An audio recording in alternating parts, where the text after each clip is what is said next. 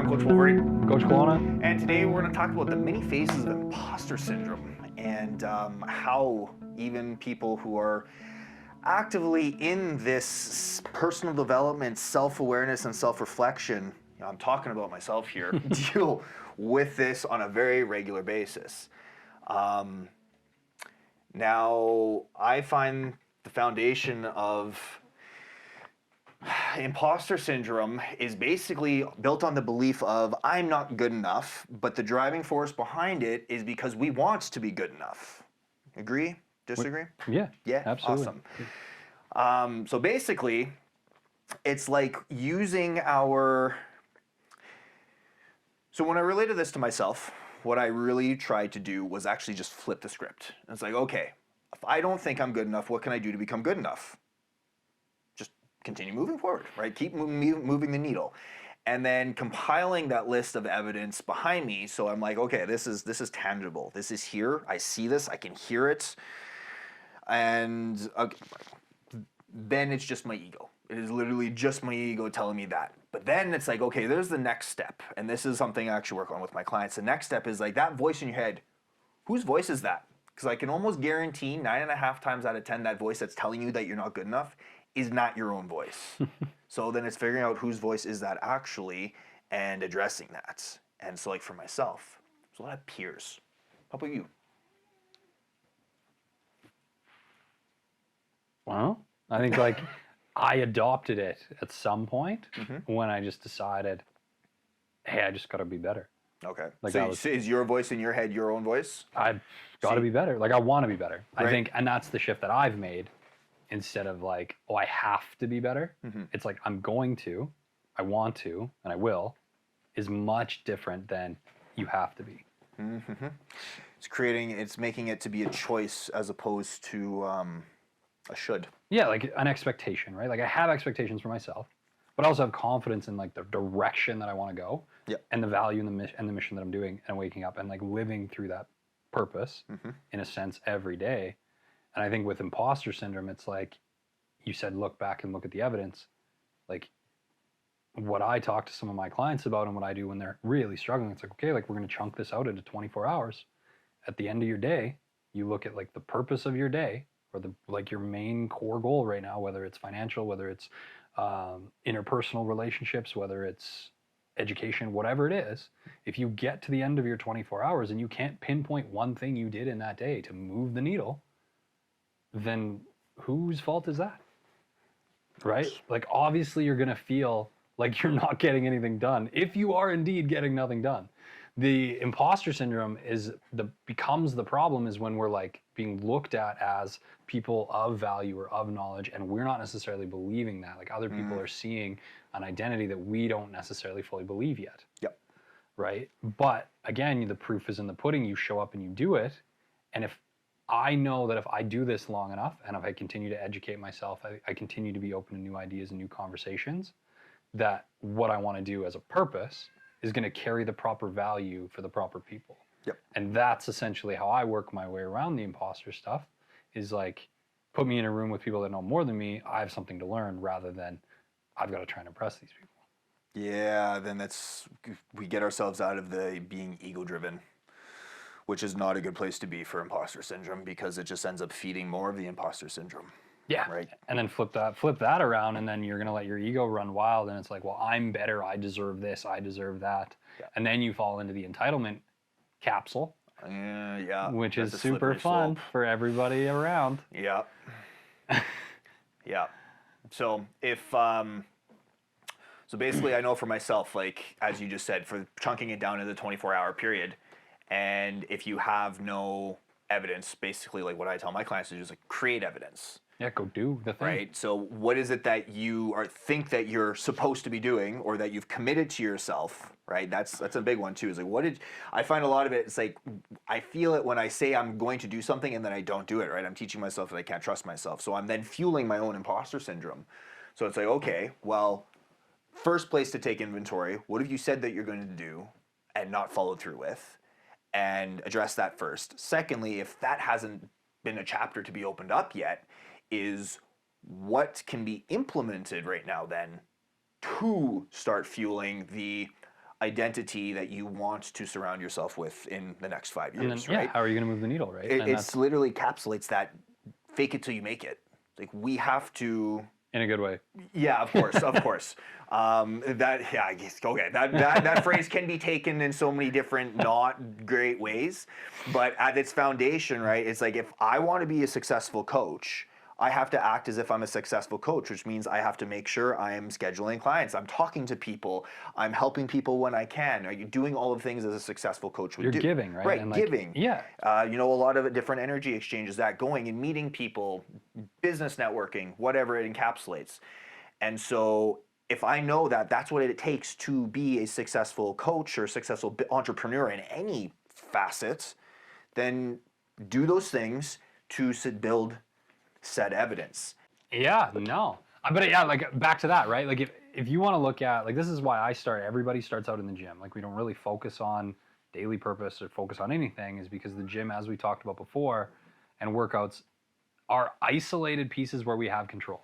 Yeah. We get to control the variables. We get to control the frequency, the load, the structure, the everything. We get to control all of it. Yeah. And what's the first thing you do when you start working out? Set goals. Yep. Right? So we set goals, and it's that same concept is what takes you through your 24 hours. It's like, okay, well, now I have a 5-year goal, and then I have a 1-year goal, and then I have a 6-month goal, and I have a month goal, and I have a 24-hour goal. Absolutely. And like once you do that, if you set a goal and you get to the end of the day and you're like, okay, box ticked, this is done, and you can go to bed and be like, all right, cool. Like I'm a day closer to where I want to be because I'm doing the things. Exactly. Actually, I think this is why we bring fitness into our analogies all the time, because it works perfectly, because it's you see the results. It's not just something you work towards to have like, oh, on paper I'm a successful business person, like when we use that, but with the fitness is like you will physically see that your body has changed. You'll feel different. Like it is an encapsulated piece of so many things and the evidence, but it takes all of the exact same things that it does to be successful in the gym to be successful outside of the gym. And that's why there's a massive correlation in business, like CEO life. Everybody eventually figures out that if you feel better physically, you're gonna do better mentally. Like yeah, like everybody. There's a reason that a lot of professional athletes become very good at jobs. Like they, depending on what you want to follow, right? And it's typically it's not the superstars, because they get to ride on whatever. It's the role players, the guys that had to bust ass to get there, that really set the foundation of, I'm going to work harder than everybody. I've got some gifts, but I have to use them, and I have to work on them consistently, and I have to do all the things.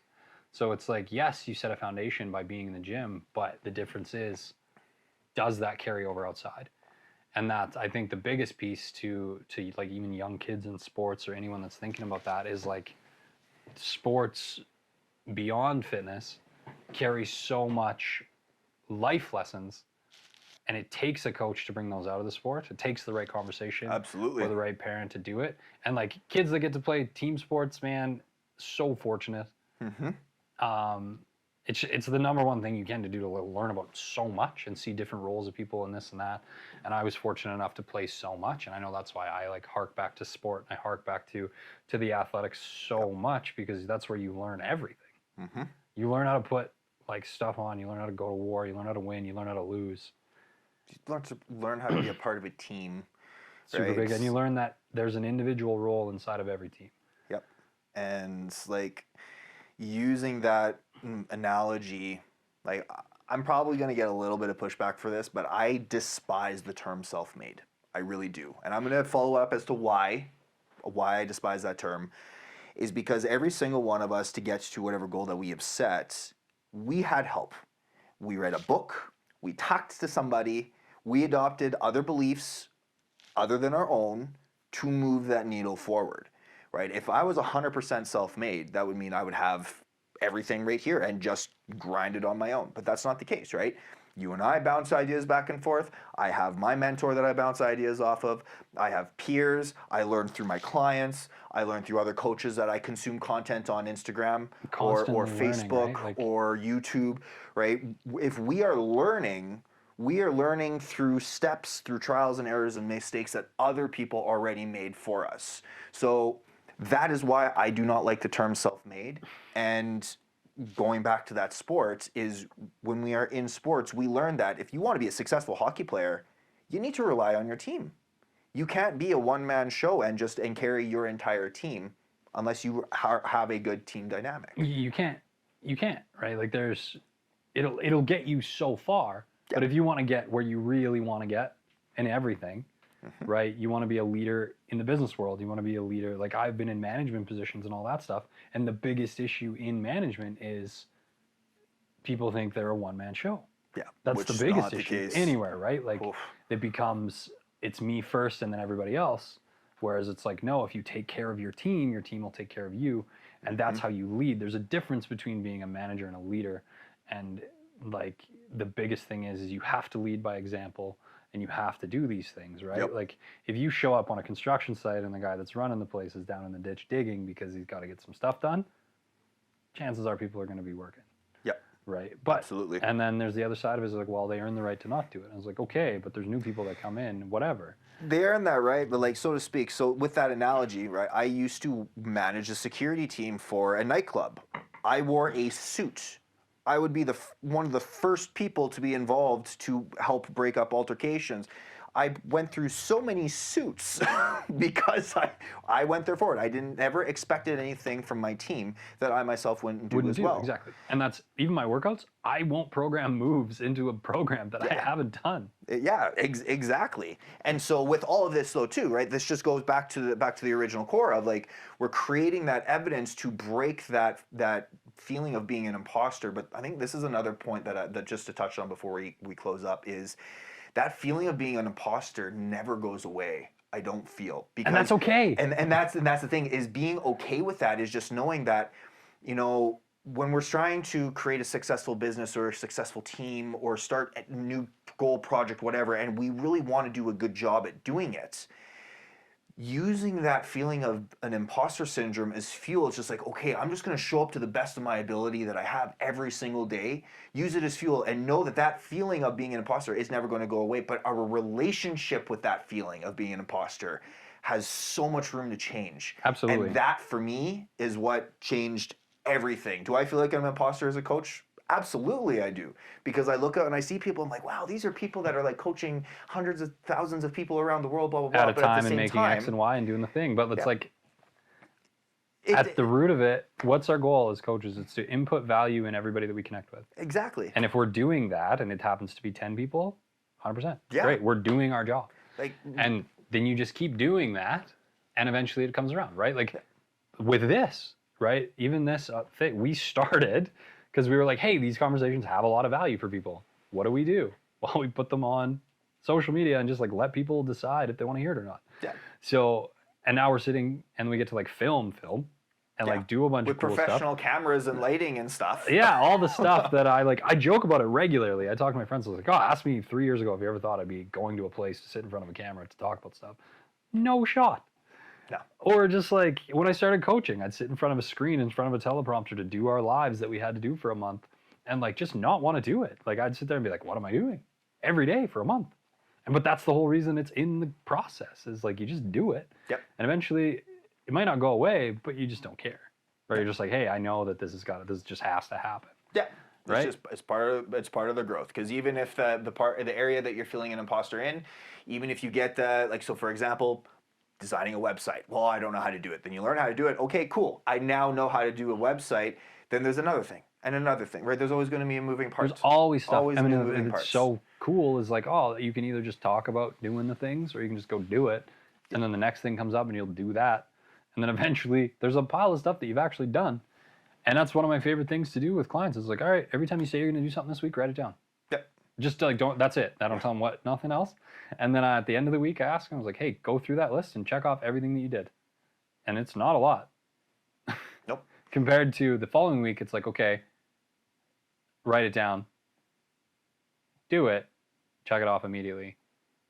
And then they're like, oh man, dude, I got 3, 4, 5 times stuff done. And I bet your clients felt substantially more fulfilled at the end. They just feel better. Exactly. It's like every time you're like, oh, I'll do this in 10 minutes. I'll do this in 15 minutes. Creating that evidence. And don't do it.